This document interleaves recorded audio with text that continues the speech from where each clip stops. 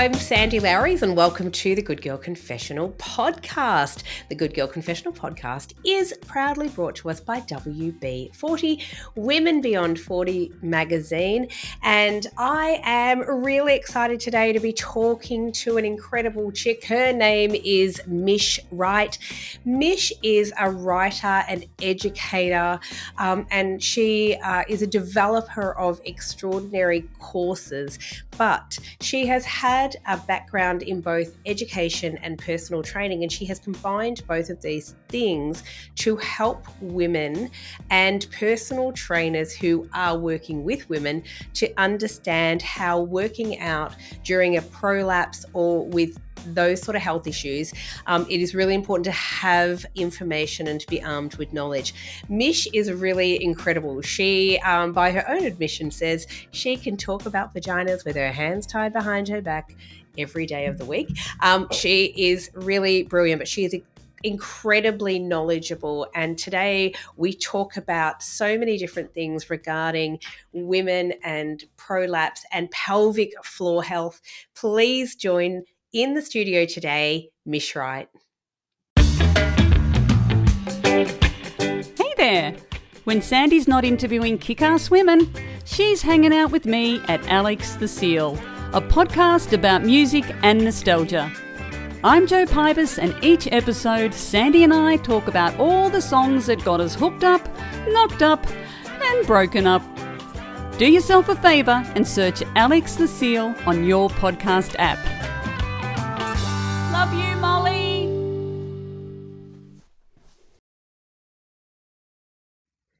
Hello, Mish, and welcome to the confessional. How are you? Oh, I'm well, thank you, Sandy. And I have to say, I'm a big fan, so it's wonderful to be on your podcast. Oh, thank you. Well, I'm a big fan of the work that you're doing. I think you're amazing. And by the way, I'm a massive fan of those glasses you're wearing. I have them also as sunglasses too. Oh, they're absolutely gorgeous. Oh, you look beautiful today. So thank you so much for joining me in the confessional. I swear you don't have to tell us. Confessions are optional. I'm a bit of an open book. I love the work that you are doing around helping women. So what I thought we would start with is, can you share with all of our listeners your incredible career journey, where it started and where we're at now? Because it's really interesting. Okay. Well, I currently write education. Let me start now and work backwards. It makes a bit more sense. I currently write education for the fitness professionals, fitness industry, and present and do a lot of work in that space. And I was a fitness professional for, I was a PT, having my own studio. I made it into a franchise and so worked with loads and loads of women. And before that, I was a teacher. So I've kind of come full circle. But I just have to point out that if anyone you asked anyone who I went to school with, or even in my 20s, that I was going to have a career in fitness, they would have fallen off the chair in laughter. I am the least likely person you can ever imagine. I hated sport. I still don't really get any sort of game that has a ball or a bat or anything, a uniform. I just am like missing this gene. And I was a bit of a joke in my family that in running races, I would always be battling for last place. You would more likely find me with a book and writing and pretending to be a teacher and bossing people about than you would see me in any sort of sporting environment. So that I had a career in fitness was a surprise to everyone and myself.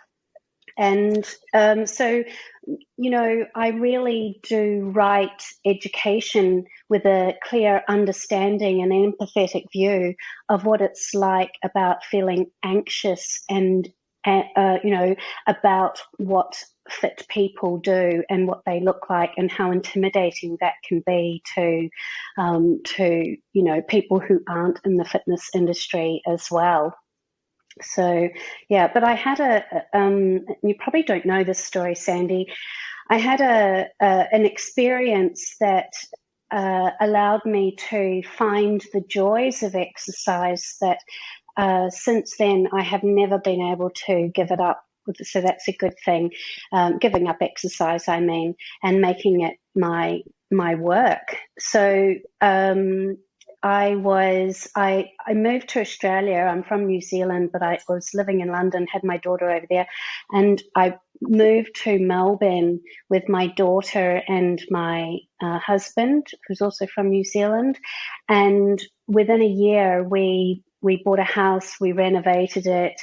I got pregnant with our second child, and when I was 7.5 months pregnant, he told me that he had met the love of his life 6 weeks prior and proceeded then to move out and move in with her. And so I was within a year, no family here. I knew my best friend was living here, but I really didn't have any support networks, and I was up the duff with the mortgage, and things were looking pretty grim. And it was a really, really tough time. But I had this most beautiful friend, but she was a Kiwi too, but I'd met her living in London, and she came over when Max was 6 weeks old. Like, I just had amazing kindness shown to me. She came, I picked her up from the airport, and I said to her, "How long are you staying with me?" And she said, "Oh, till I know you're on your feet." Well, she stayed with me for 6 weeks, and every day she'd say, "What are we going to do for exercise?" So we'd go for a walk, we joined the gym, we went swimming together and juggled the kids, we did gardening. And it enabled me to, I was given antidepressants, but I actually wasn't depressed. I don't think trauma was really fully understood back then, but I think I was experiencing PTSD really. And so they gave me antidepressants, which I didn't really love. And exercise was my ticket out of that whole big black, big pile of steaming shit really, that my life seemed to be in. And so as my baby grew, who I just have to say, he turned 20 last week. So, wow. so it's been a bit of a journey. I decided to change my career. So that's how the least likely person in fitness actually became a fitness professional, and now I teach other people about fitness. In a nutshell. Thank you so much for sharing that story, because you're right, Mish, I actually did not know that. I honestly did not. Look, I am constantly in awe of the resilience and the strength of women. Wow. And my God, what a situation to find yourself in. Yeah, it was tough. It was really, really tough. But yeah, the good news is that I've upgraded, Sandy. I'm a really loyal person, and I probably would have stuck in a shitty marriage, even though I didn't think it was shitty at the time, and we never really fought. It was a kind of an unusual thing. Anyway, whatever. I'm been remarried and repartnered for over 10 years. I've got another couple of kids. I didn't have to give birth to them, thank goodness.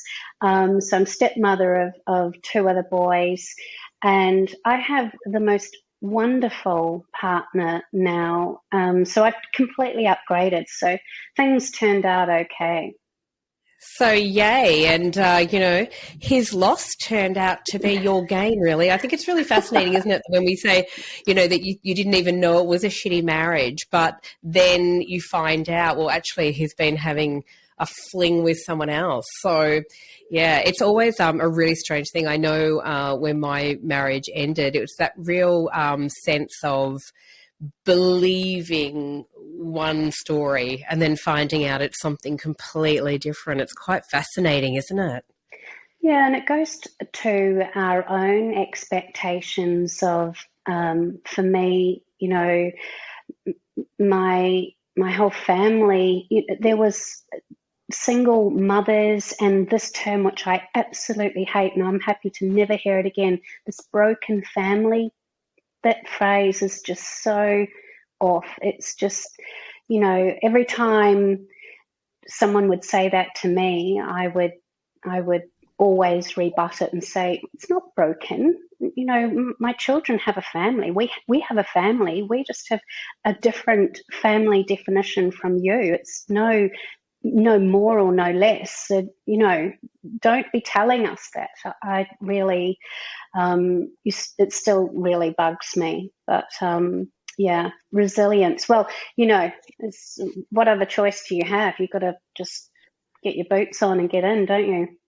Well, you really do, and especially when you've got kids, looking to you for everything, and especially for you having a newborn bub. Good grief! Yeah, it was tough. Yes, so tough. But in that story, so many beautiful things.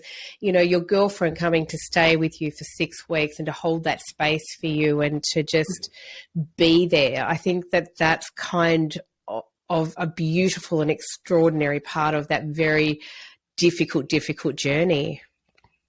I had the kindness of strangers. Some have come on to be, really good friends, and some it was just a momentary thing. But yeah, it really did shape how I see the world and kind of believe in making, deposits into the universal bank of kindness, because you just never know when you need to have, make a massive withdrawal. So yeah, I do try to be kind as much as possible. Because of that. I did get some amazing advice. I know that we're kind of going off topic, but I always tell this to people because it really made a difference for me. I had a writing gig because I've always been a writer, and I got this job and writing for an organisation in New Zealand, and my boss was coming to Melbourne, and she said, I want to come and see you. And anyway, she had a very similar experience, and her husband left her for her best friend, so she lost, the two most important people in her life. And she gave me this advice, and I give it liberally to other people. She said, get revenge by being happy.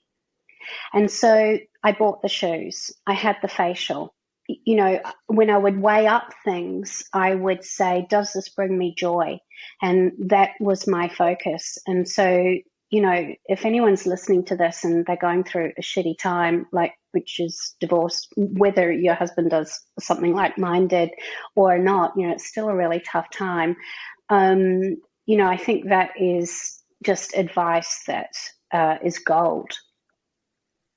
Yeah, it's because it can be quite a catastrophic thing. I mean, for some people, separating is a very amicable and, it's never an easy uncoupling. It's never an easy thing.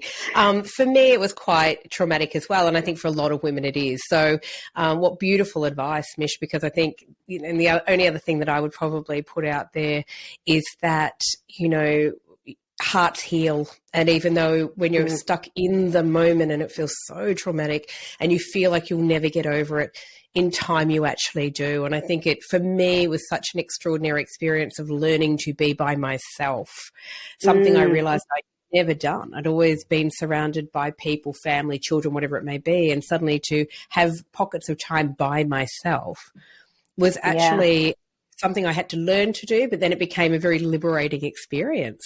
Yeah, I completely see that. And I think, we're probably a similar age, and that we're, I felt very conditioned to be in a partnership, or to be married. Being a single parent was, I was fully aware that it held shame for, I want to say my family, because when it happened to them, they of course had to get over it, and they wouldn't say that they were ashamed of me. But I grew up knowing that having a marriage breakup was a shameful thing.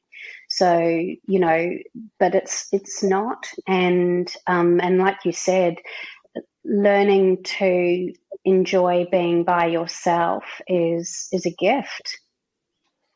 It really, really is. But it actually opens up your life to new experiences. And I know during that time, like your good self, I was very, very blessed to be surrounded by some extraordinary friends who really supported me and helped me get through that.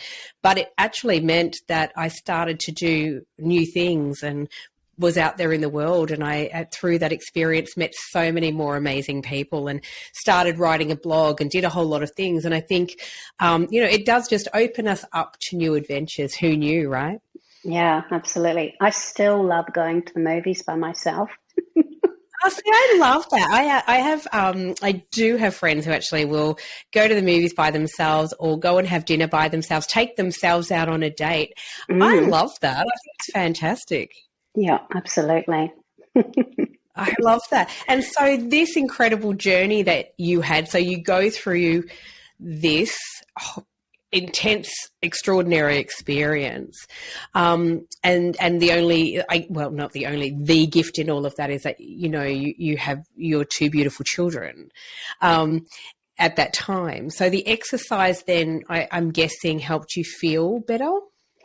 Oh, without a doubt. Exercise literally saved my life. I managed to get off antidepressants, and it was then a non-negotiable, as in I couldn't go back teaching. I knew that I had to have exercise in my life, so I retrained as a personal trainer. My goal was to teach body pump. And I thought if I could do that, that would just be amazing. But I really love learning, and so I wanted to learn more. And so then I became a personal trainer, and the whole time I was, training other women.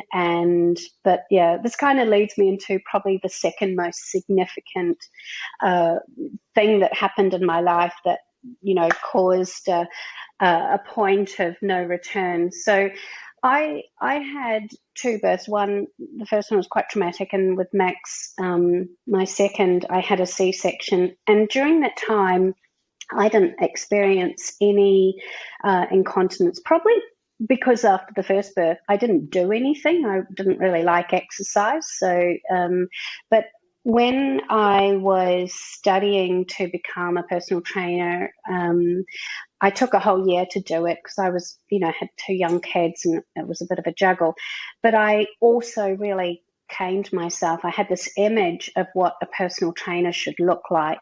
And so I went to the gym, just about every day and really pushed myself very hard. And I did. I looked on the outside, pretty, great for a woman with two children, whatever.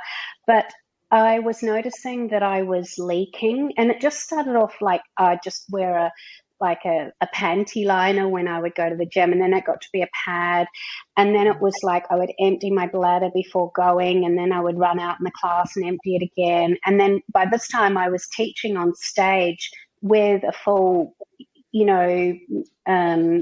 maxi pad, freaking out with all these people looking, I'm on stage lifting weights, and everyone who's in my class is eye level with my crutch, right? I could never wear anything other than black, active wear at the bottom.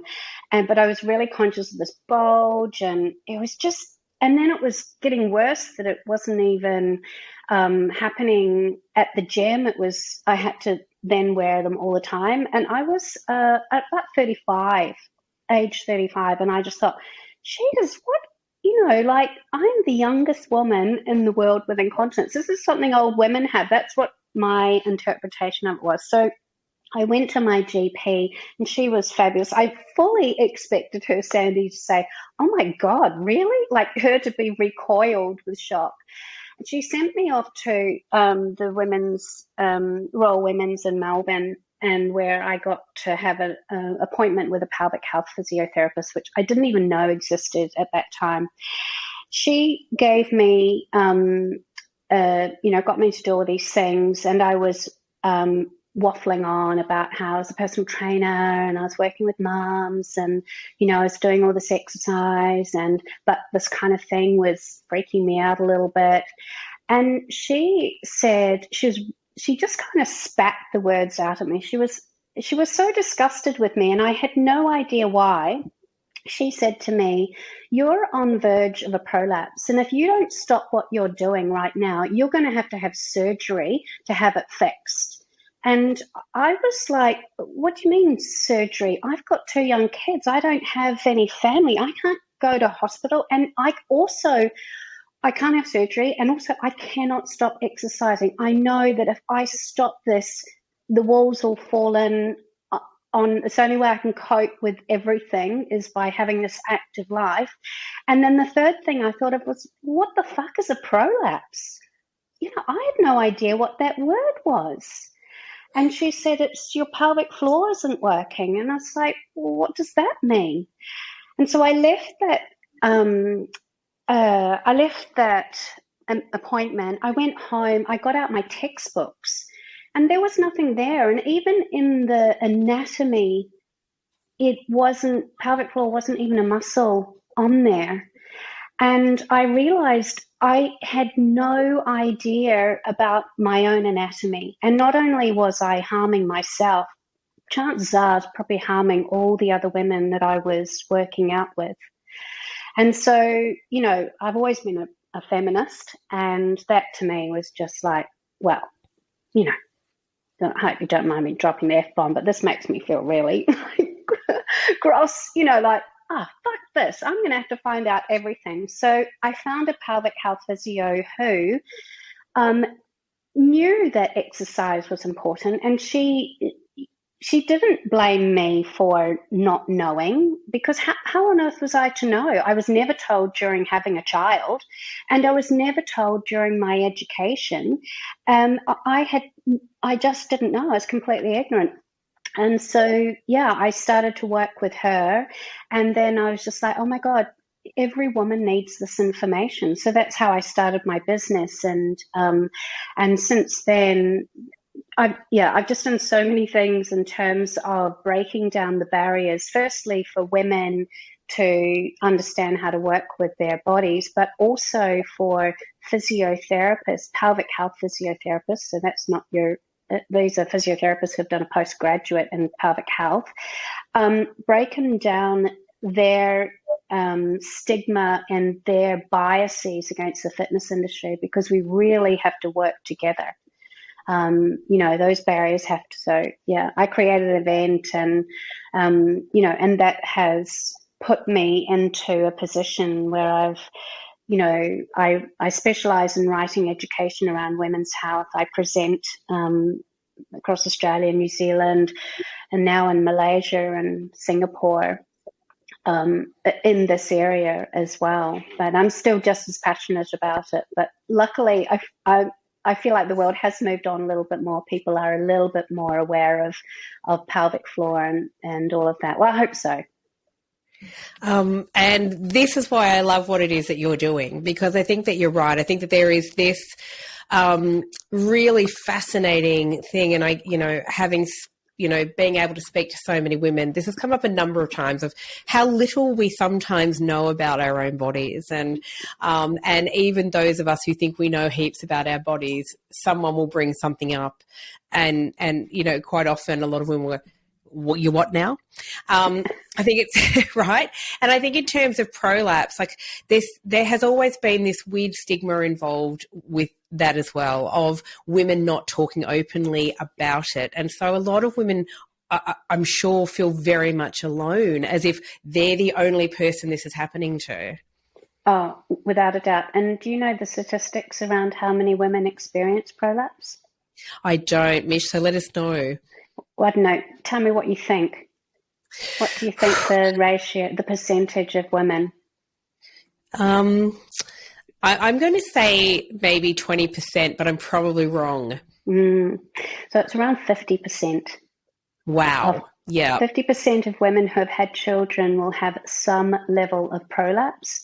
And for many women, this happens, they might get through childbirth and be all okay, but it'll be perimenopause that will be the straw that breaks the camel's back. And I say that because often it is a layering on effect of different behaviours that they've been doing for over, lots of different areas. So it's might be one thing that contributes to it. So, for example, lifting something heavy that you weren't expecting to lift, or either at the gym or maybe at home or in the garden or something like that, or or just the rapid loss of estrogen during that perimenopause time. So yeah, it's pretty amazing, isn't it? And the fact that it still isn't taught in the education that fitness professionals have to become, personal trainers or which group is quite fitness instructors. Yeah, which is quite extraordinary, I think. And this is, again, why I love what you're doing. So coming from a PT background, how extraordinary then that you are now creating kind of these amazing courses and sources of, resources, not just for PT trainers and personal trainers and how they actually approach working with women, but also for women as well who love exercise but are really struggling with these issues themselves. So tell us more about that. Yeah, sure. Well, also, I like to say I'm not an exercisist. So I know that there are lots of people who exercise is not their gig, and that's okay too. But not being active, having pelvic health issues or pelvic floor dysfunction, whether it be leaking a little bit, leaking a lot, or prolapse, or really symptomatic prolapse, really can stop women from being active. And you see that time and time again, women opting out of exercise as they get older. And exercise is the key to aging well and staying independent and looking at our postmenopausal years in a really positive light. So I often say this is that incontinence or prolapse doesn't kill women, but inactivity does. So it all, everything I do, I try to, remember what it's like to, well, it's not hard to remember what it's like to when you feel intimidated by exercise as well. So yes, I've written a number of courses that are for fitness professionals, largely based off, obviously, the research and the science. I'm a bit of a geek that way. I love reading all of that stuff and then kind of distilling it for fitness professionals as to what does that mean? Like, what does that mean when I'm face to face? So I like to say it's not rocket science, and there's always workarounds, and and there's lots of workarounds that you can give your clients that absolutely sit within your scope of practice as well. So I've been doing that for a very long time off the back of teaching hundreds of women these skills. So I have had lots of women contact me saying, Mish, help me with my pelvic floor. And it's, there's a lot more to it. Although it's not rocket science, there's all these kind of levels of understanding. So it was always I always wanted to create an online course for women, because when they came to see me in my studio or came to, my sessions, is that they came there to exercise and often had kids, or they just weren't in the frame of mind to absorb the information that I was giving them.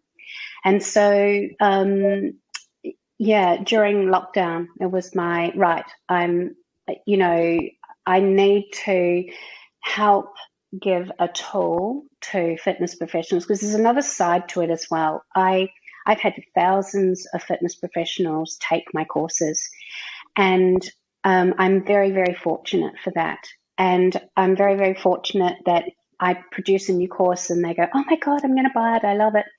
But I wonder how much is actually changing when they are, face to face, and for lots of reasons. Like, for example, like my elevator pitch, Sandy, is I can talk about vaginas with one arm tied behind my back. There's literally nothing about this subject that I don't love, or but I appreciate that not everyone feels that way, especially if you haven't had lived experience.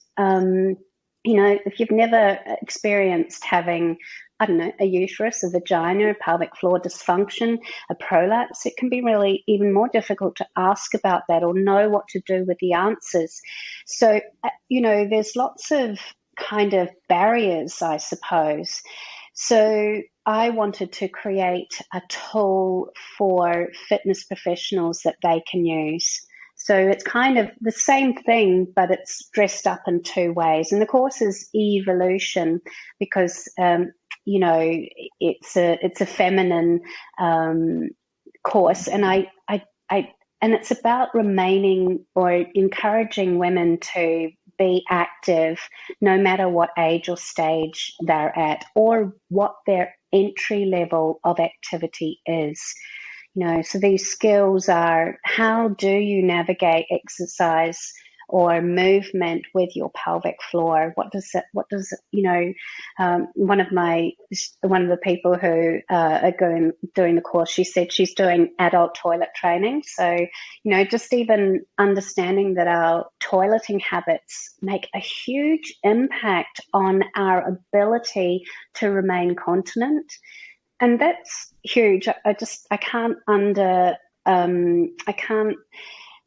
emphasize this enough, is being incontinent is one of the reasons why women enter into aged care. It's not that one day it happens. It's from years of not really paying attention that it becomes that way. So understanding, and this is so missing. So it's all about, of course, pelvic health, but it's also, I've got a whole module on periods. I so wish I had this information when I was growing up to make the use of my period, not just for exercise, which it has a huge implication in our responses to exercise, but also to creativity, to our relationships, to how we do our work.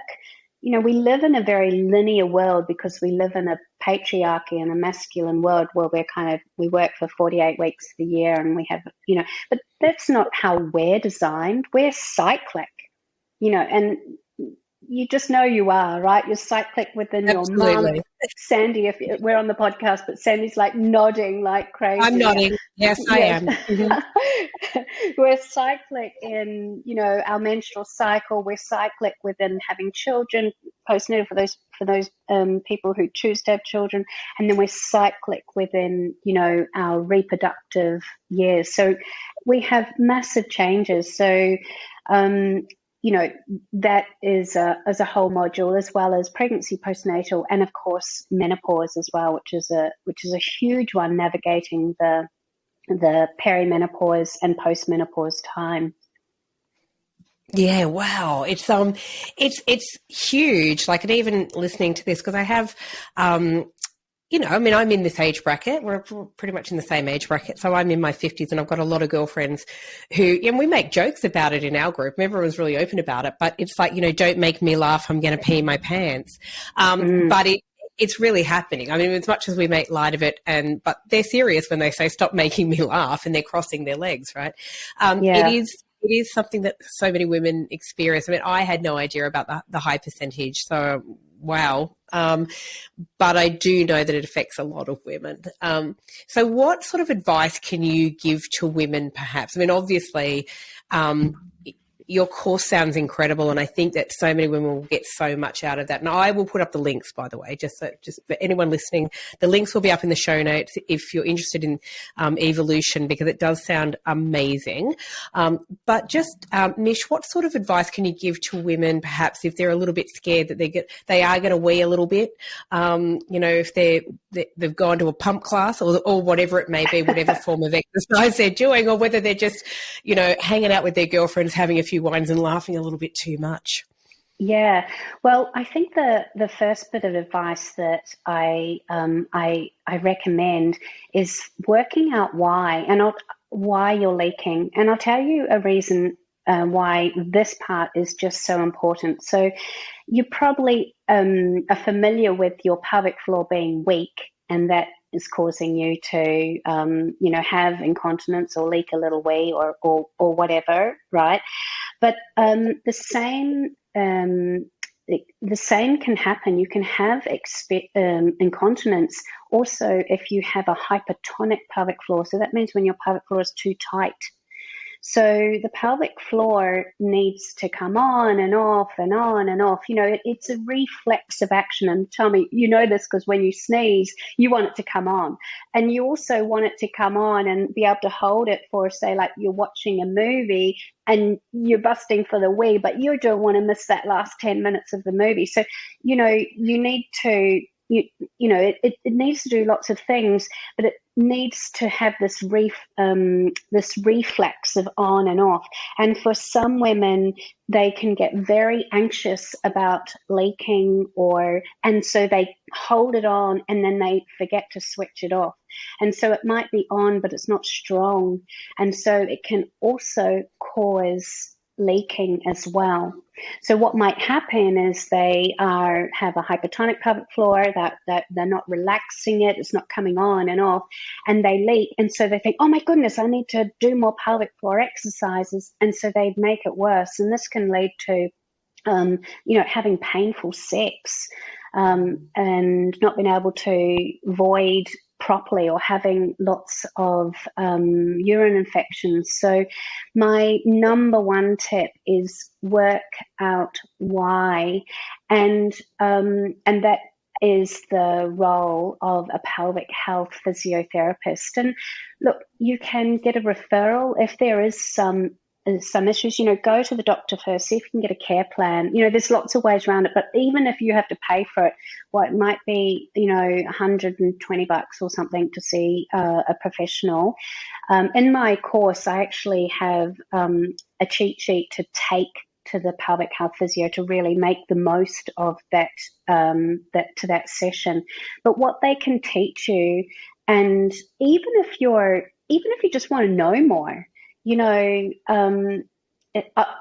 so I know about this hypertonicity because I've experienced it, right? So I'm really good with my pelvic floor, and I don't know, about 8-10 years ago, I was having a bit of stress in my life, and it was causing me to clench my butt cheeks all the time, which is a thing that I do, obviously. Well, not obvious to you because you're looking at my face. But so I noticed that I was starting to leak, and I was leaking when I was walking. It was really weird. And so I had this awkward situation, Sandy, of like, okay, I've got to go back to see the pelvic health physio and have this sorted out. I'm only going to go to the best in the business because I have experienced a negative experience. So, I only want to go to a good one. Which are my friends who I'm going to go and see? And yeah, so I went along, and I thought I was doing things right, but it was an amazing experience. So what happens when you see a pelvic health physio? There's a couple of ways. They can give a digital examination. So when I say digital, I'm not talking about a computer. I'm talking about the digits on the end of their hands, and they get you to squeeze, and they get to feel to see if they can feel any prolapse, and they're able to give a really good indication for you of what you're doing, and that's quite comforting because, like, it's not like a muscle you can flex in the mirror, right? So many people say to me, I don't really know what I'm doing. And I can guide you with a really great, the words around doing a pelvic floor exercise, but really they are the ones who can show you. And some of them also have, so if that's a little bit too freaky for you, some of them also have real-time ultrasound. So you can see the contraction happen on screen, and that can be really helpful as well. So, both pluses and minuses, but that's number one. Find out why, because you don't want to be like, doing more pelvic floor exercises and giving yourself the gift of bad sex, do you?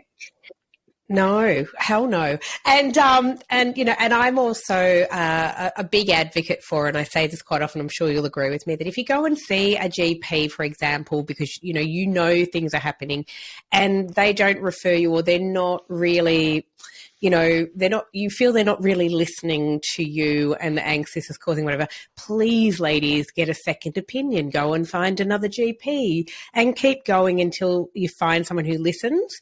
And as Mish has so rightly pointed out, will refer you to somebody who is an expert in this area and who can help you, right? Yeah, absolutely.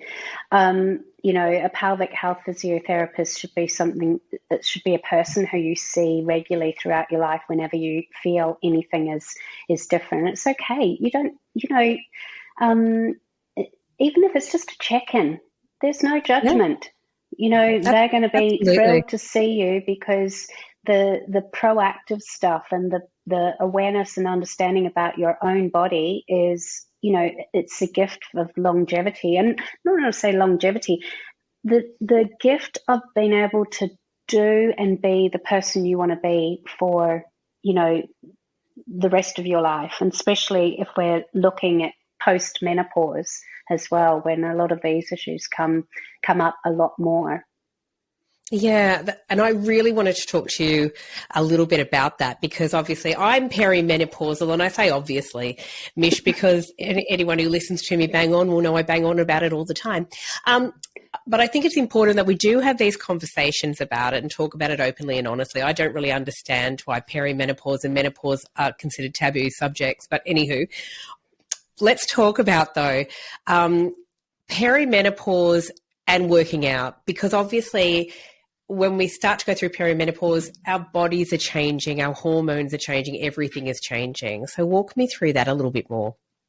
Yeah, sure. Well, I think the biggest thing we need to understand is the change of estrogen and what that means for our muscles and bones. So if you see a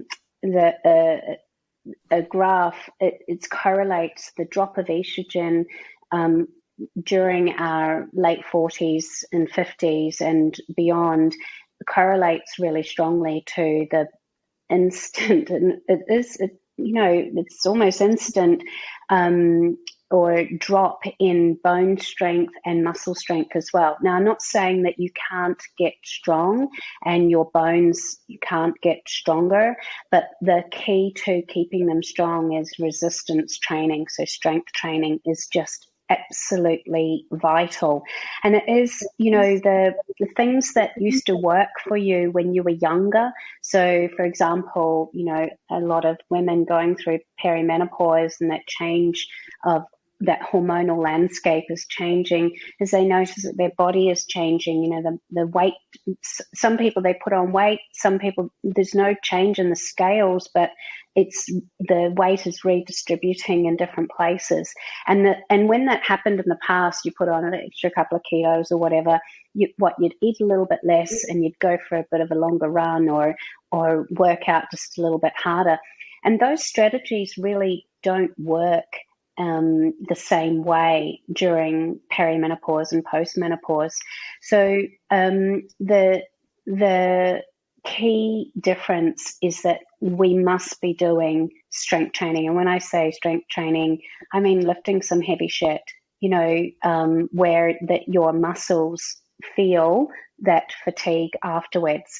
But we can't be doing this in expense of our pelvic floor.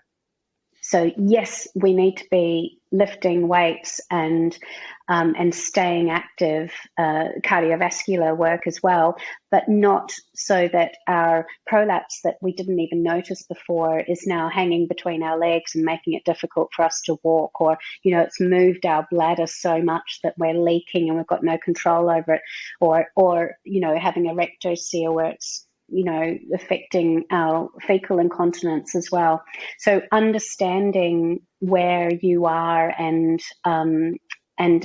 managing your pelvic floor function as well as exercising as well.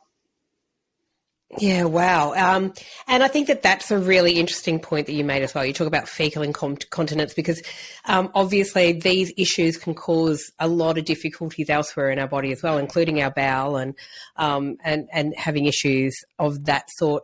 I think you raised a massively important point earlier about as women, as we age, a lot of women find themselves, as you said, in aged care facilities because they cannot control their bladder. And so the family tends to think, oh, well, that's it. I can't help here. And so, we'll pop you away and someone else can deal with it.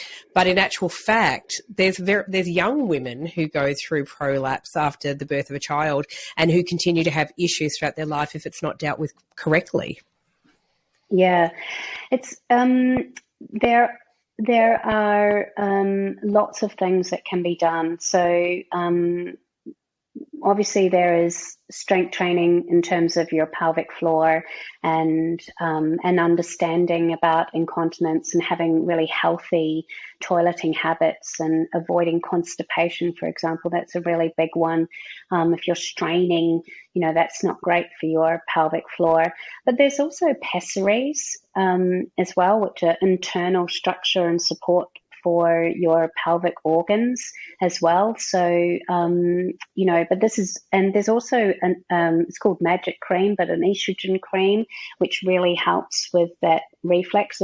So part of the issue is estrogen really controls just about everything in our body. But in this respect, there are two things. One is it has an anti-inflammatory response. So that's why, and certainly I noticed, it was one of the key factors I knew that I was going through perimenopause.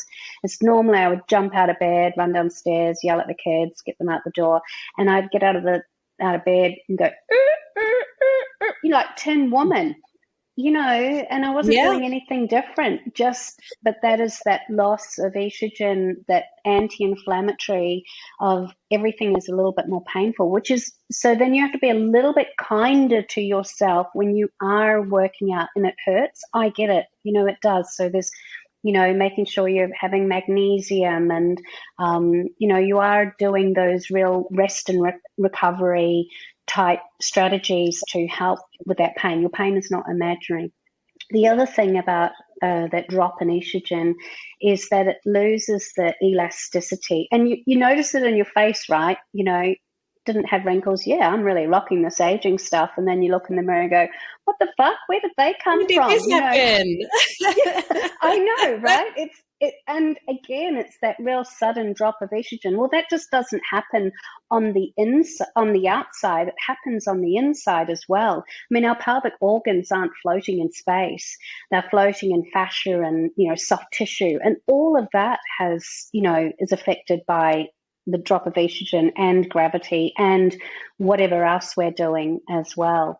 So kind of understanding your risk factors really helps to make the right decisions, and also means that you can, I don't mean this rudely, but tune out from your fitness professional who has been taught on their education has been based on the research of young, fit men, and look internally and say, actually, this is good for me today. I know my limits, and being kind of backing yourself and your body and your, just a little bit more. Yeah. Yeah, I think that's brilliant advice, because I think a lot of women are guilty of perhaps not listening to our own bodies, or not, we try and push through. And part of that, again, is living in a patriarchal society where there's this thing of, come on, you're right, suck it up and get on with it, princess. The other thing I will say about perimenopause as well is that there is a definite societal response to it, that women are meant to just suck that up. But indeed, there is a lot of help out there for women going through the symptoms of perimenopause also. And that the more we talk about it and the more open we are about that, the more help people realize is out there. So again, if you're suffering with the symptoms of perimenopause, there's actually no reason why you should be. So, find yourself a good GP. Again, someone who will listen to you and understand what is going on. Now, for some people, the symptoms are much less than others, obviously. But if you are suffering, I think that there's no reason women should be just left to their own devices to suffer like our grandmothers were expected to do. Yeah, so I read that around a third of women going through menopause have very few symptoms. A third of women have, symptoms are noticeable and manageable, and a third of women have symptoms that are, they affect their quality of life. So just kind of knowing that you're not alone. But, like what you're doing, I'm seeing there are so many people who are trumpeting around perimenopause and menopause, so it's really good. Thank you, Sandy, for what you do. Oh, no, thank you for what you do. And I think that you holding that space in the world of movement and exercise for women who are going through or experiencing, issues with prolapse and issues with perimenopause, that stuff's massively important, because if people like you don't have a platform to share all of that, there's a lot of women who wouldn't even know about it. Yeah. Well, I don't mind talking about it at all. I talk about it with one arm tied behind my back. Yeah. And as you know, like, I am not shy to talk about vaginas either. I talk about them all the time. So wonderful. Look, I think it's really important. I absolutely love and respect everything that you were doing, Mish, and I'm really grateful that you being able to create these courses, not just for women and to take women through this really valuable information, especially those women who thought, if they're listening to this, that they were somehow alone. You are not alone. But also that you created something to help PTs understand more about what is happening with women and their bodies and how difficult this can sometimes be. That's incredible. Thank you. I've created quite a few online courses for a number of organisations, university and my not-for-profit that I work at, but EVEolution is definitely the best one. It's just, it's beautiful. I'm very, very proud of it. And the responses I get are that you just make it make sense, and that's done through years of telling stories and working with women and listening to their stories and distilling it down to, what do you need to know so that you can enjoy your life and do the things you want to do, for as long as you can. Love that. And you're just bloody brilliant. I'm going to put up all the links, though, to EVEolution and all the courses and everything, because I think there will be something in there for everyone. And as you said, the courses that you've done around periods, we have a lot of listeners who are in their 30s and early 40s, as well as in their 50s and 60s. So, our younger listeners are still going through, their periods. Yeah. And I think that sort of information is massively important as well. Yeah, and look, I'm some, people say to me, I want to do EVEolution, but I don't menstruate anymore, or I'm not having children anymore, so that stuff isn't, it doesn't relate to me. And my thing is, I've refused to kind of cut it up because, I don't know, you've got daughters, you've got you've got younger friends, you've got nieces. We all need all of this information, and it's currently not. It's you won't find it in the fitness industry, but it's not just about fitness. It's exercise or movement or whatever word resonates best with you. But you kind of go piecemeal here and find out as it kind of relates to you. But really, this is what we should all know and have, all of this information. Yeah, I absolutely love that. I really, really do. I think it's just so important. And, I've had some incredible guests on this podcast, yourself included.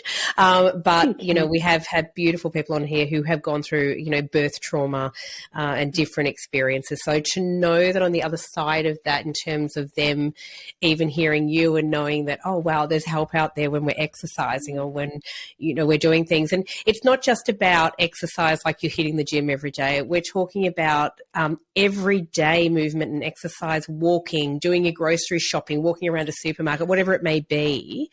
Absolutely. Right? That women can be impacted on all levels. And as I said before, even sitting around, if you're sitting around and laughing your head off with your girlfriends, that's great for the soul. But if you're also peeing your pants every time, there may be maybe larger issues going on. And so, as Mish so wisely said, make sure you get to a GP if you're having suffering symptoms, understand why, get yourself referred to a pelvic health physiotherapist, and by all means, and definitely, jump on board with Mish's course, because I think, as you say, just to have this beautiful information all in one place is really important. And we want to keep our pelvic floors as strong as we can for as long as we can.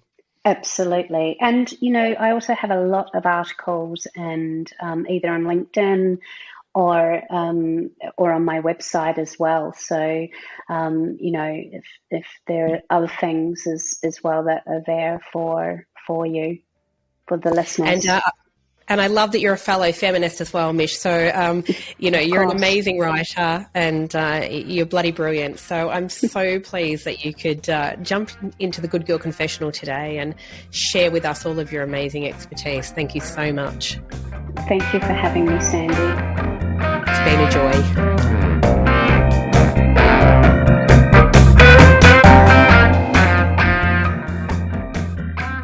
Thanks for listening to the Good Girl Confessional podcast. The Good Girl Confessional podcast is brought to you by WB40, Women Beyond 40 magazine.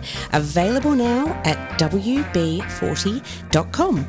The Good Girl Confessional podcast is available on Apple Podcasts, Spotify, and wherever you listen to quality podcasts. We're also now available on YouTube. We chat with really interesting women about their hard-won wisdom, but it really helps us if you can subscribe, like, and share the podcast. Thanks so much for your support. Bye for now.